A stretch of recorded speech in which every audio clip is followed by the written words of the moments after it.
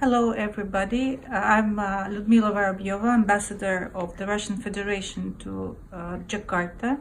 I'm very happy to film this video for you today because education is very important, and the University of Indonesia is one of the, it is the biggest and one of the most important universities in Indonesia.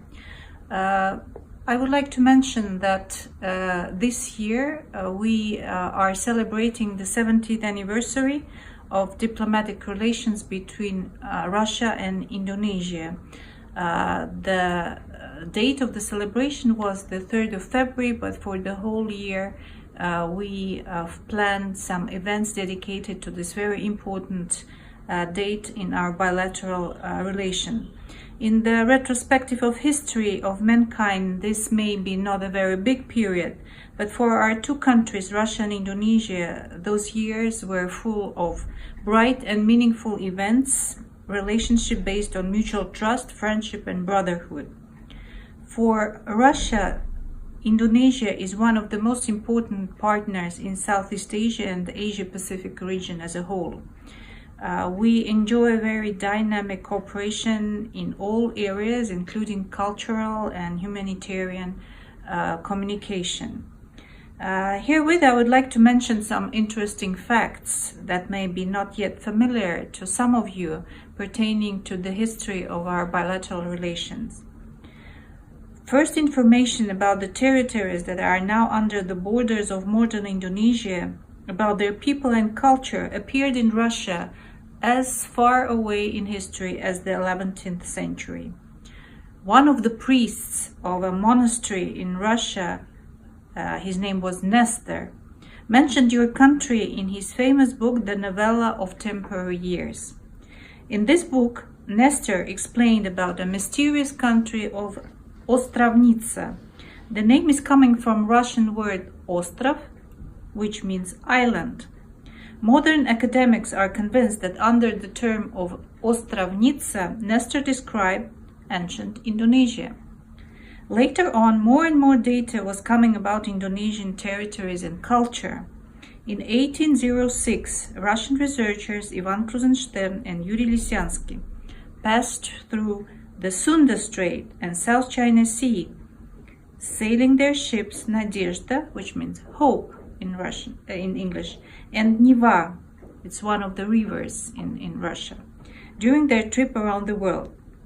Krusenstern and Lysyansky made geographical maps of Indonesian seas and islands, brought to Russia the pictures of local people, description of their culture and way of life, as well as information about flora and fauna of Indonesia. In 1853, this same route was taken by ship Pallada, and one of the passengers, the famous Russian writer Ivan Goncharov, described Java Island as the most luxurious place in the world. I shall not say much about all the visits of Russians to Indonesian archipelago during the 19th century, but it's impossible not to mention the name of an outstanding Russian academic, Nikolai Miklucha-Maklai, who spent 10 years from 1870 to 1880 making research studies in Indonesian regions, including Ambon and Halmahera Islands, as well the Papuan territories. Since that time, his name, Maklai, has become a very common name among Papuan people, the same as after 1961, the name of Russian cosmonaut Yuri Gagarin, who was the first man to go to space, has become very popular all over Indonesia. Miklucha-Maklai taught local people many things they never knew before. He explained how to use iron tools, cure people with medicine, breed cattle, use matches, and so on. Since then, Russian words exist in Papuan languages such as tapor, axe, noja, knife, gleba, bread.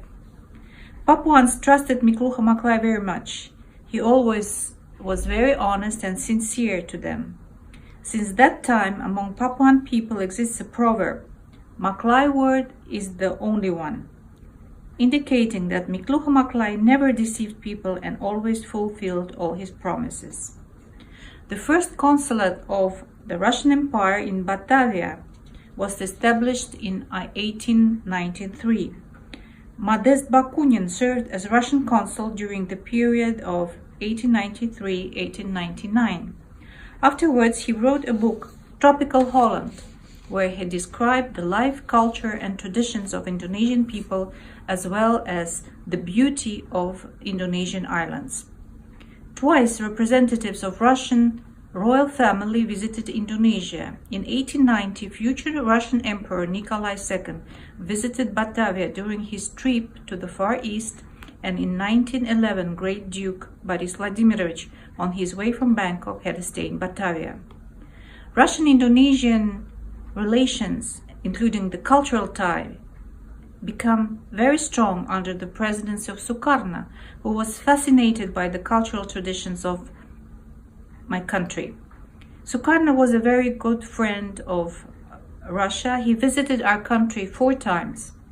By the way, the Indonesian word saudara, brother, which was so popular in your country during Sukarno era, is very close in meaning and pronunciation to the Russian word sudar. Sukarno addressed our people as saudara, saudara, or brothers. Every time Sukarno talked to the Russian audience, which sometimes consisted of tens of thousands of people, like in Moscow State University or Luzhniki Stadium, he always concluded his speech with the Indonesian proverb, Jauh di mata, dekat di hati, which since that time has become very familiar to Russian people. In Moscow, President Sukarno got acquainted with Russian sculptor and artist Matvey Manitzer. By the request of President Sukarno, Matvey Manitzer created the bronze monument Patung Pahlawan, devoted to the heroes of the war for Indonesian independence. The monument was inaugurated in Jakarta in 1963. It was done in accordance with personal guidance of President Sukarno, including some of sketches made by himself. The inscription on the monument says, "Only the nation which honors the memory of its heroes can be called as great nation." You can see those wise words have become even of more vital importance nowadays, when some countries are trying to rewrite their own history and the history of the world.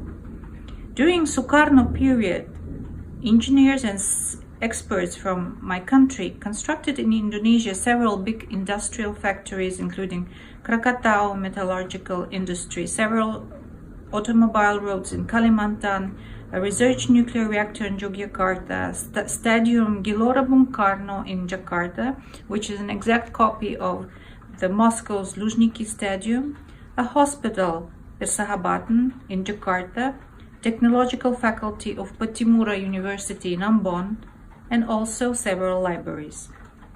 People in Indonesia know very well about the role of President Sukarno in revival of the most famous mosque in St. Petersburg, known as the Blue Mosque. In 1956, President Sukarno visited my country, and among other cities, he went to Leningrad. That time, now this city is named St. Petersburg.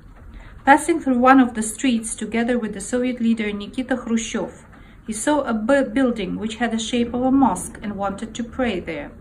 But it turned out that the building was used as a warehouse and did not function as a mosque, though at that time among the population of Leningrad there were about 15,000 Muslims. By the request of President Sukarno, the building was changed back to the mosque and nowadays has become one of the most beautiful and famous pieces of Islamic heritage in Russia. In 2003, the former president of Indonesia, Ibu Megawati Soekarno-Putri, visited St. Petersburg and granted to the Blue Mosque a wooden fresco with one of the ayats from Al-Quran.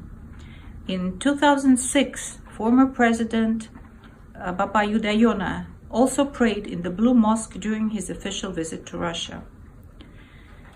In 1998, Russia and Indonesia signed an agreement on cooperation in the area of culture. We also signed programs of cultural cooperation, and according to these documents, the Days of Russian Culture in Indonesia and the Days of Indonesian Culture in Russia were held in the years 2008 and 2009.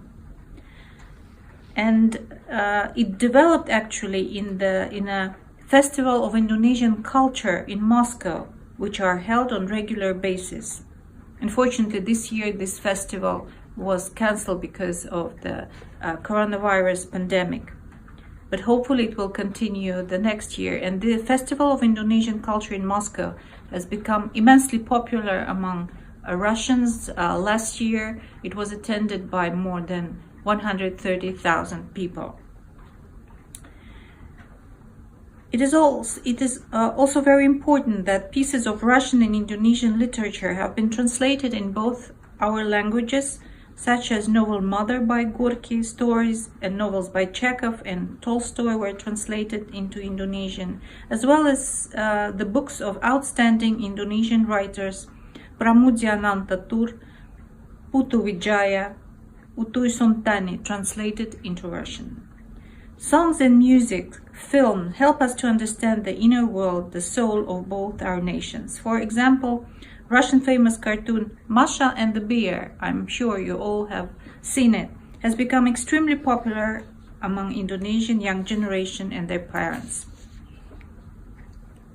In 2010, the Russian embassy in Jakarta released a CD in commemoration of the 60th years of bilateral diplomatic relation, which includes 13 Russian and Indonesian songs, each of them translated and performed in 2 languages, Russian and Indonesian.